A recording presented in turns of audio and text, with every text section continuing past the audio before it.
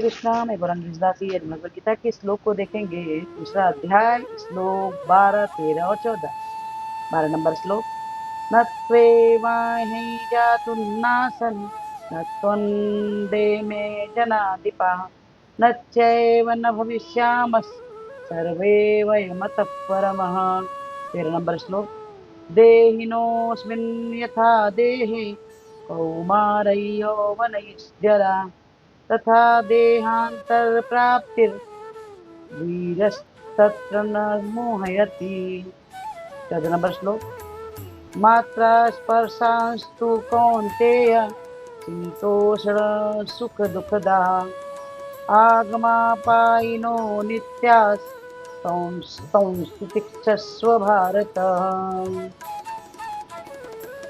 इस श्लोक में श्री कृष्ण जो है देहधारी आत्मा को जो हम जो है इस शरीर में है, कहने का मतलब ये है कि कृष्ण इसमें ये बोल रहा है कि तुम इतना विचलित क्यों हो, क्योंकि आत्मा जो है हर पल हर क्षण शरीर को बदलती है। जैसे इसी शरीर में जब हम बच्चे रहते हैं, छोटे रहते हैं, तो जो हमारे शरीर जो होती है वो क्या जवानी में होती है? नहीं होती। जब बुढ़ापा आता है तो आज जो स्थिति हमारी है वो कल नहीं होती। इसी शरीर में रहते हुए भी हर पल आत्मा जो है शरीर को चेंज करती है, बदलती है, बार बार बदलती है। ना हम बचपन में जैसे थे वैसे जवानी में होते हैं, जैसे जवानी में होते हैं, आने वाले 10 साल के बाद हम बुढ़ापे में भी वैसे नहीं होते। ठीक उसी प्रकार से जब शरीर, इसी शरीर में ये आत्मा बार बार शरीर को बदल रही है, यानी बचपन से जवानी, जवानी से बुढ़ापा। लेकिन जब बुढ़ापा आता है उसके बाद शरीर इस शरीर को त्याग देती है, आत्मा इस शरीर को त्याग देती है और किसी नए शरीर को धारण करती है। फिर दुख किस बात का?